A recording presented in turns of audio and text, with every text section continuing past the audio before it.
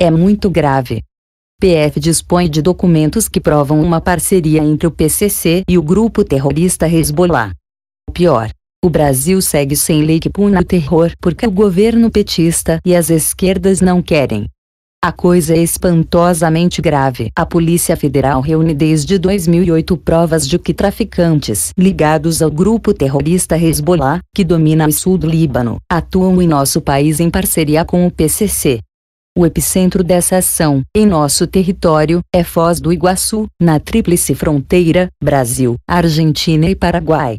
Há muitos órgãos de segurança dos Estados Unidos consideram essa região infiltrada pelo terror, coisa que o governo brasileiro se nega a admitir.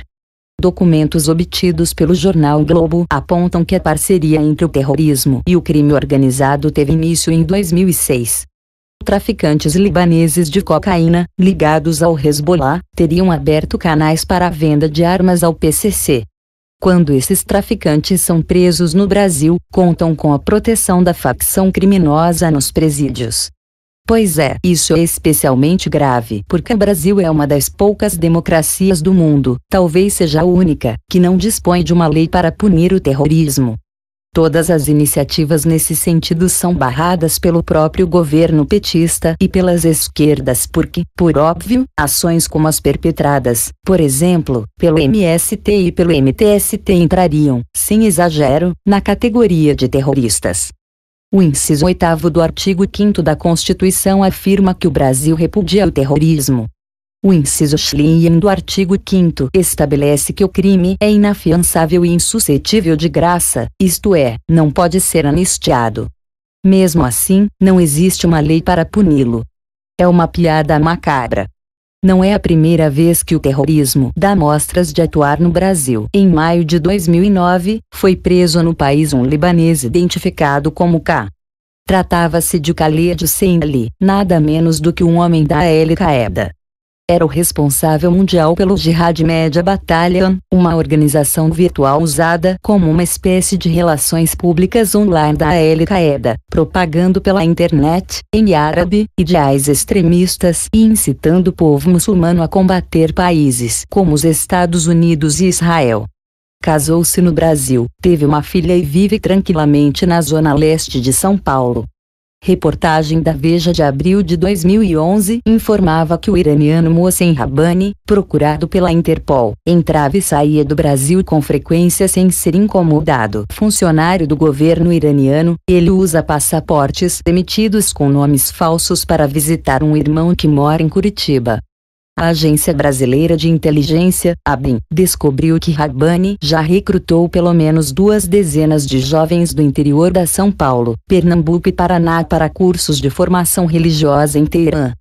Sem que ninguém perceba, está surgindo uma geração de extremistas islâmicos no Brasil, disse, então, o procurador da República Alexandre Camanho de Assis.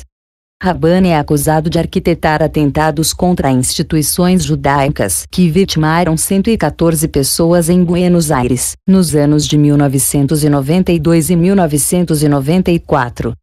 Calma que tem mais.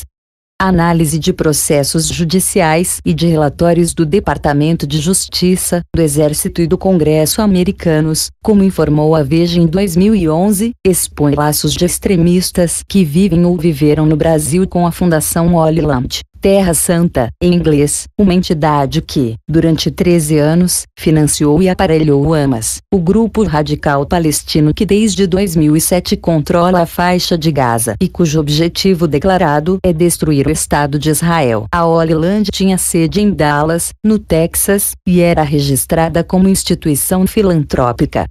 Descobriu-se que havia enviado pelo menos 12,4 milhões de dólares ao Hamas e que ajudava o grupo a recrutar terroristas nos Estados Unidos e na América do Sul.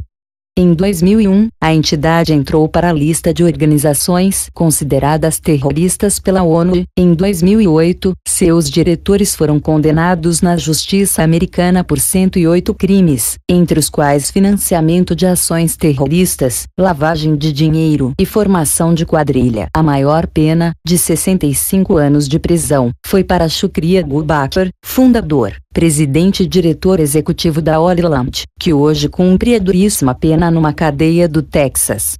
Curiosamente, passou despercebido o fato de que Baker é brasileiro. Mais do que isso, durante muitos anos ele manteve operações no Brasil, e alguns de seus comparsas ainda estão por aqui. Em depoimento ao Congresso nos Estados Unidos em 2010, o então embaixador americano na Organização dos Estados Americanos, OEA, Roger Noriega, afirmou que as operações da Holyland na Tríplice Fronteira eram comandadas pelo chefe Khaled Reis El Sayed Taqi El-Din. De fato, informou reportagem da Veja em 2011, o clérigo islâmico aparece nas agendas telefônicas da Holyland como um contato importante na América do Sul. Noriega confirmou também informações de que, em 1995, El-Din hospedou em Foz do Iguaçu Khalid Sheikh Mohammed, terrorista da Al-Qaeda, que organizou os atentados de 11 de setembro de 2001. O chefe ficou à frente da mesquita de Guarulhos por 11 anos, mas pediu demissão em junho de 2010. Em 2011, era diretor para assuntos islâmicos da Federação das Associações Muçulmanas no Brasil, FANBRAS. A revista Veja, então, El-Din negou o envolvimento com a Holyland e com Shukri Baker. Outro contato da Holyland no Brasil, de acordo com uma investigação encomendada pelo Departamento de Justiça americano em 2005, era Ayman Hashem Gotmi, considerado o principal arrecadador de fundos para o Hamas na Tríplice Fronteira. Encerro. Pois é, a Polícia Federal tem agora elementos que indicam que o terror e o crime organizado fizeram uma parceria. E o Brasil segue sem uma lei que possa dar a essa associação a devida punição. Não tem porque o governo petista e as esquerdas não querem. Por Reinaldo Azevedo.